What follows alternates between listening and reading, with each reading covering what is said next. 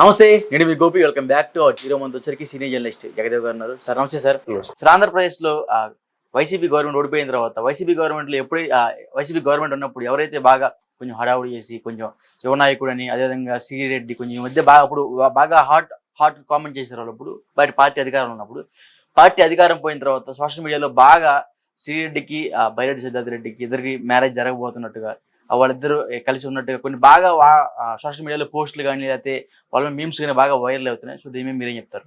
Memes మీరే అంటున్నారుగా. కాకపోతే బైరెడ్డి సిద్ధార్థ రెడ్డి మంచి వాక్చాతుర్యం ఉన్న యువ నాయకుడు. అసలు ఆయన కుటుంబ నేపథ్యం అది అందరికి తెలిసిందే. బట్ ఆ కుటుంబం నుంచి వచ్చి ఎట్లాగా ఆయన కూడా చాలా స్ట్రగుల్ అయ్యి ఇంత బాగా నేము ఫేమ్ తెచ్చుకున్నాడంటే ఒక కీలకమైన పదవి లేకుండా. తర్వాత ఆయన స్పోర్ట్స్ దీనికి ఏదో చైర్మన్ చేసినట్టున్నారు కదా, ఆడుదాం ఆంధ్ర టైం సంబంధించారు. బట్ అటువంటి బైరెడ్డి సిద్ధార్థ రెడ్డి చాలా తన మాట తీరుతో చాలా లౌక్యంగా, చాలా చాకచక్యంగా, చాలా హాస్యాస్పదంగా, వెటకారంగా భలే మాట్లాడేవాడు ఆయన. సో ఆయన ఆ వెర్షన్. శ్రీరెడ్డి గారు ఏంటంటే ఇంకా ఫైర్ బ్రాండ్. ఈవిడ ప్రతిది కూడా ముక్కు సూటిగానే మాట్లాడుతూ, ఇంక మరి కొన్ని సెన్సార్ కట్ట మనం మాట్లాడలేం కానీ అంత పచ్చి మాటలు కూడా మాట్లాడుద్ది ఆవిడ. మొన్న ఓడిపోయినప్పుడు కూడా ఒక వీడియో చూశాను నేను, ఒక మిత్రుడు చూపించాడు. ఆ వీడియోలో ఏముందంటే, మీకేం పోయిందిరా బాబు, మీకోసం పార్టీ కోసం మీ సింగిల్ ఎంపీ అవ్వకపోయినా మేము ఎంత బాధపడి ఎంత దొబ్బించుకున్నా కూడా అని. ఇంకో అక్కడ కొంచెం డాష్ పదజాలమే వాడు. ప్రతి తెలుగుదేశం కార్యకర్త కూడా నన్ను ఏడిపించేవాడే అన్నట్టుగా కూడా చాలా ఒక రకమైన వేదనతో, అక్కసుతో, బాధతో మాట్లాడినట్టు అనిపించింది.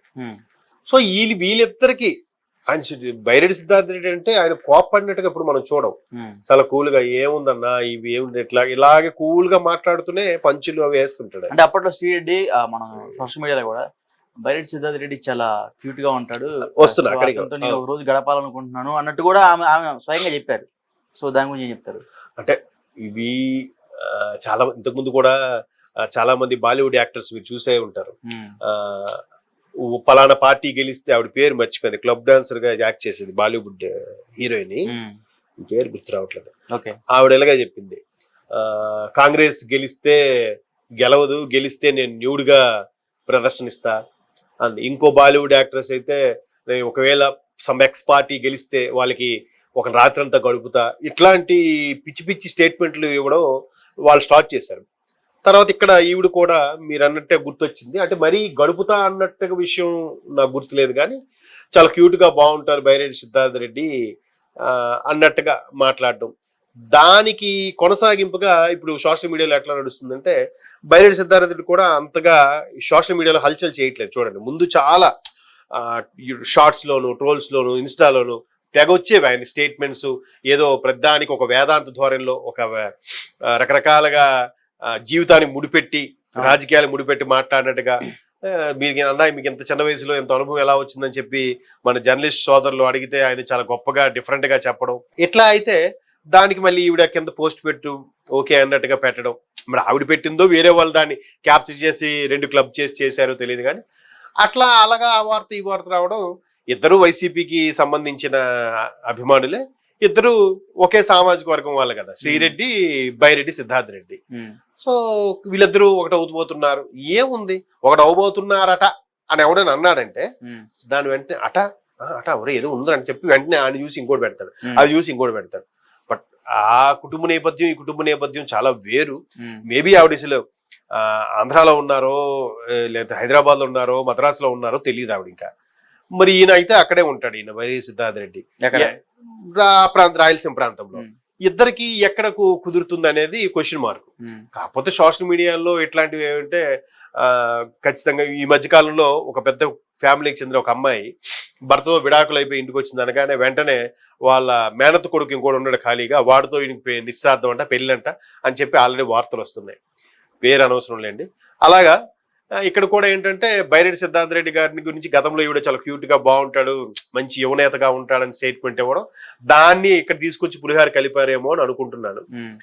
చెప్పలేం, ఎందుకంటే చాలా మంది క్రికెటర్స్, యాక్టర్స్, అట్లాగే బిజినెస్ మ్యాన్లు, యాక్టర్స్ ఎక్కువగా కలుస్తుంటారు.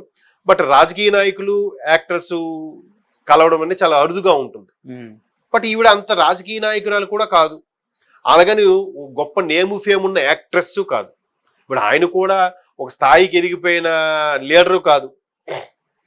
జగన్మోహన్ రెడ్డి గారు దీంతోనే ఆయన ఒక నామినేటెడ్ పోస్ట్ కి ఏదో అయ్యాడు కాబట్టి ఆయన ప్రజాప్రతినిధి అయితే కాదుగా. సో మేబీ నెటిజన్లు ఎలా ఉంటారంటే తగిలించి తమాషా చూసే రకంగా కూడా ఉంటారు కొంతమంది. సో అలా అయింటదని నేను అనుకుంటున్నాను. వీళ్ళిద్దరికి ఎక్కడ కలిసే ఛాన్సెస్ కూడా చాలా తక్కువ. మేబీ సోషల్ మీడియా కార్యకర్తలుగా సోషల్ మీడియాలో ఉండే వైసీపీ అనుయాయులుగా ఎక్కడైనా కలిసారేమో మనకు తెలియదు. సో అట్లా ఇది ఈ పుకారు ఈ ప్రోపగాండా పబ్లిసిటీ అయిందేమో నా అభిప్రాయం. అంటే జగన్ గారు కూడా దగ్గర ఉండే సోషల్ మీడియాలో మీమ్స్ గా భలే వేస్తారు. అట్లా ఎట్లా వస్తాయి వాళ్ళకి అంటే ఆలోచనలు? టీడీపీ పార్టీ వాళ్ళు చేపిస్తున్నారా? మేబీ అండి. ఇప్పుడు ప్రత్యర్థులు రెడీగా కాచుకొని ఉంటారు. ఎంతవరకు ఈవిడ నోటుకు వచ్చినట్టుగా మాట్లాడడం కానీ, లేదంటే బైరెడ్డి సిద్ధార్థ రెడ్డి గారు కూడా ప్రభుత్వానికి ఫేవర్ గా ఉండి వీళ్ళకి వెటకారంగా మాట్లాడడం కానీ, అరే ఇప్పుడు దొరికిందిరా మా ఛాన్స్ మా టైం రా అనుకునే వాళ్ళు ఉంటారుగా. సీనియర్ నాయకులు వాళ్ళు పట్టించుకోకపోయినా యువగలం ఉంటుంది. కింద కుర్రోళ్ళు వీళ్ళు ఊరుకోరు. అన్నా తప్పు చేసినోడికి శిక్ష విధించకపోతే అని మళ్ళీ మళ్ళీ తప్పు చేస్తూనే ఉంటాడన్నా, ఖచ్చితంగా విధించాలన్నా అనే దృక్పథంతో ఉంటాడు వీడు. సీనియర్లు ఏమంటారు, చంద్రబాబు లాంటి వాళ్ళు ఏదో చేశారు కదా అని మనం చేయకూడదు, వాళ్ళకి మనకి తేడా ఏంటి, అలా వద్దు అని అంటారు. బట్ వీళ్ళేమంటారు, వాళ్ళకి శిక్ష విధించకపోతే మాత్రం ఈయన చూసి ఇంకోటి వస్తాడు, ఆయన చూసి ఇంకోటి వస్తాడు. ఇప్పుడు కొడాల నాని గారికి ఎంత జరిగింది, కొడాల నాని గారిని ఎన్నో మాట్లాడినారు.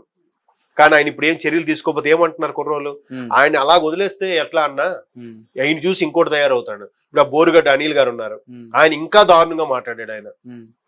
మరి ఆయన్ని ఏం చేయకపోతే నెక్స్ట్ ఇంకోటి వస్తాడు కదా.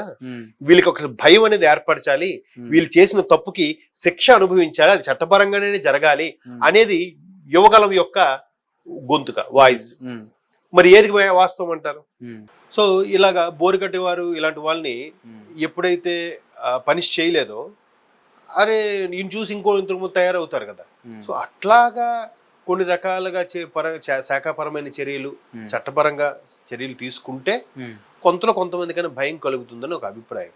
కాకపోతే నెటిజన్స్ రకరకాలుగా ఇవాళ రేపు మీడియా కూడా కొన్ని రకాల వైరాలు క్రియేట్ చేస్తుంది, మనం చూసే ఉంటాం.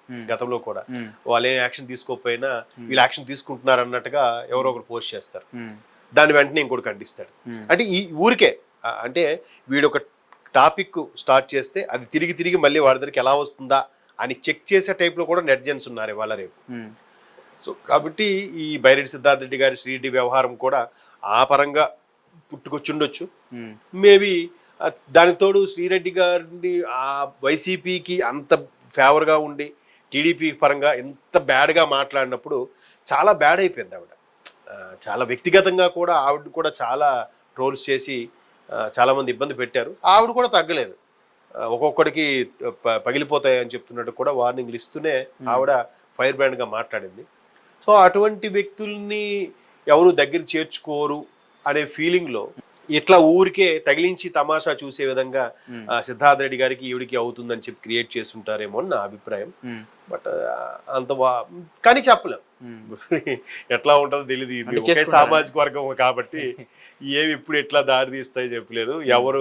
ఎవరి మనసులో ఎప్పుడు ఏది కలుగుతుందో మనం ఎలా చెప్పలేము. అయితే ఇక్కడ ఒక మహిళ అనేసరికి ప్రతి ఒక్కరు ఈమెం చేసుద్దులే ఎంత అనుకున్నా ఒక చిన్న చూపు ఉంటుందండి మహిళ అనేసరికి. వీళ్ళు చేయగలరా ఇదని, అది చేయగలరు, చేసి చూపిస్తాం.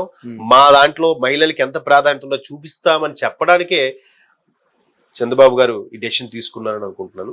కాకపోతే ఇవన్నీ కూడా